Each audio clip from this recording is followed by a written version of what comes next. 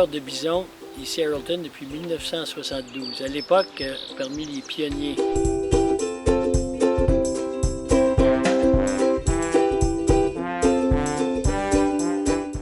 On s'est lancé là-dedans, Charlie, dans les premiers temps. Et Charlie, il sait, on était, nous autres, pas des gars de ville, mais des gars de village. Mon père et moi, à l'époque, on s'est dit, on peut vous montrer. On serait bons cultivateurs, nous autres aussi, si on voulait le faire. Puis là que l'opportunité s'est présentée d'élever du bison, l'opportunité présentée par le gouvernement fédéral qui a déclassé en quelque sorte le bison, qui est devenu plus que de la faune, qui est devenu aussi un animal domestique par statut fédéral. Alors l'opportunité d'en acheter s'est présentée, puis là qu'on a acheté, on a cherché, ça a pris quelques années, puis j'ai trouvé une vache bison. J'ai acheté une femelle bison à Kirkland Lake, pas loin, il y avait un petit zoo. Ça m'a pris une année pour trouver des mâles, parce que c'était difficile, il y en avait, c'était rare à l'époque, puis des bisons en propriété privée. Puis là qu'on a commencé avec un bison, puis ensuite quelques autres bisons, quelques mâles l'année d'ensuite, puis ensuite on en a acheté aux États-Unis, mon père et moi. Puis, sans le savoir, on est devenus éleveurs.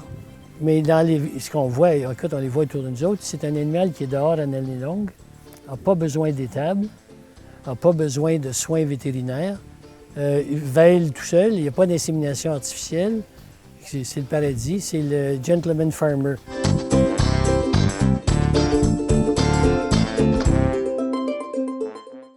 Dans les débuts, quand on a commencé, les premiers bisons, tous les bisons avaient des noms. Les petits, les gros, corncroche, il y en a une qui s'appelait Virginia, il y avait tous des noms, Albert, le gros bœuf. Puis on a arrêté ça, parce que là, tu les personnalises trop, c'est quand même une production commerciale de viande, et puis on essaie de pas, faut pas trop personnaliser les animaux, sans ça, c'est difficile de s'en départir. Et c'est difficile pour nous d'être à la fois un éleveur et un commerçant.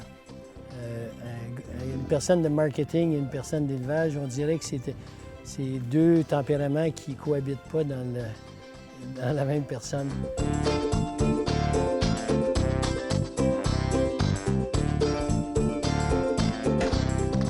Il y a un plaisir de découverte dans l'élevage du bison.